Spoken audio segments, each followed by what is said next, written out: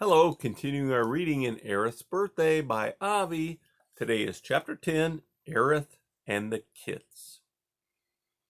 The three young foxes gazed at Ereth with eyes full of disbelief. No one spoke. It was Flip who finally stammered, Would you repeat that?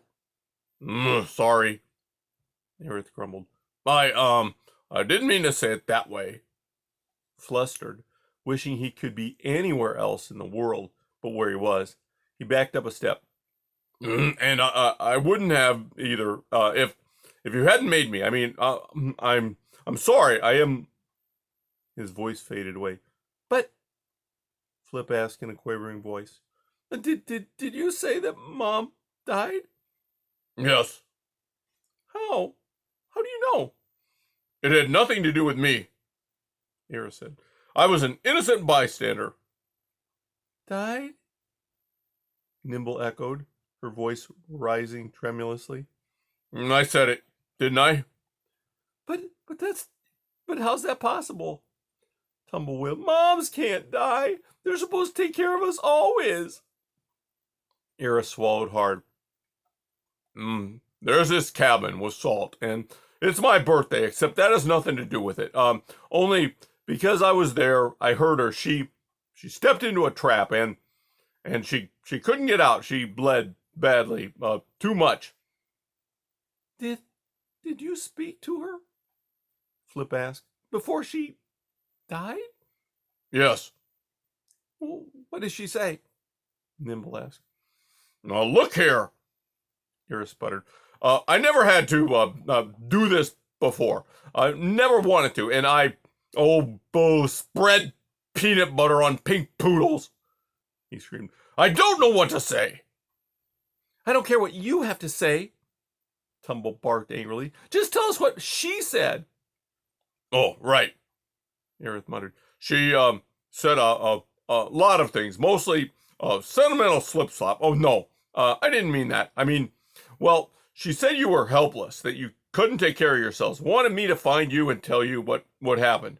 Asked me to take care of you. It was all, sad. And I'm supposed to stay, but only until your father comes home. Understand that? Only until then. That's what she said. Nothing else? Flip asked after a moment. Well, she said Ereth almost choked on the word. No, loved you. Nimble stared at Ereth dumbly. Tumble, tail between his legs, backed away. Flip's eyes filled with tears. Ereth turned away and shuffled into a corner. Hearing nothing from the trio, he looked back over his shoulder. The young foxes were gazing after him as if they could not believe what had been said. Then Flip slowly lifted his head, squeezed his eyes shut, opened his mouth, and let forth an ear-splitting, dismal yowl that saturated the den with its misery.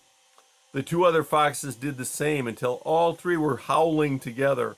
Howl after howl, they cried, filling the den with their anguish.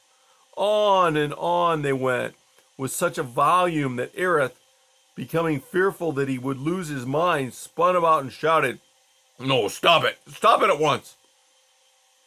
As if a switch had been flicked, the fox ceased their cries and just sat and sniffed. Food? Ereth cried in desperation. You have to eat food. The foxes looked at him blankly. He said, you said you hadn't eaten all day.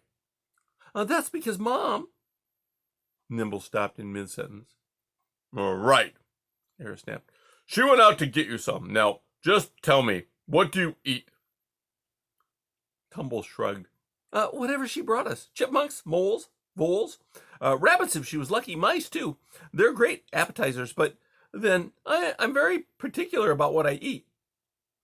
Ereth grimaced. Oh, I hate meat eaters, he said. Well, we love meat, Tumble threw back defiantly. It's what Mom always gave us. Oh, don't you eat anything else? Bugs, Tumble snapped. Oh, green goat cheese, Ereth cried with disgust. How about some decent food like vegetables? Nimble wrinkled her nose.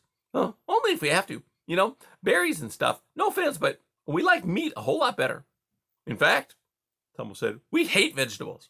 Yeah, Flip agreed. They're really nasty. Ereth studied the faces of the young foxes. They were looking at him as if he knew what to do, as if he had answers. Oh, do you do any hunting for yourselves? He asked. I caught a grasshopper once, Flip said with pride. It was crunchy. Ereth almost threw up. Oh, did your mother hide any food? He asked. Foxes do that, you know. They do? Nimble said. She turned to her brothers with a questioning look. They seemed equally surprised. Of course they do, Ereth snarled. Everybody knows that. She probably had another den, too, or more. Just in case den, am I right? Oh, that, Nimble replied. Sure, it's down along the bluff a bit, not too far from here. Would there be any food there? Nimble shrugged. Mom only told us what we needed to know. Can you find it? The foxes exchanged glances again. Yes, I suppose. Well, maybe. Well, then, why the mangy muskrat mites? If you were hungry, didn't you go there for food? There was a moment of embarrassed silence. I guess we didn't think of it, Flip offered after a moment. Yeah, we were waiting for Mom, Tumble said belligerently. The way she told us to. And we always do what she says, Nimble explained more softly. Anyway, the white stuff came, Flip added. Snow, Nimble reminded him. Ereth said, I suppose we'd better check that place.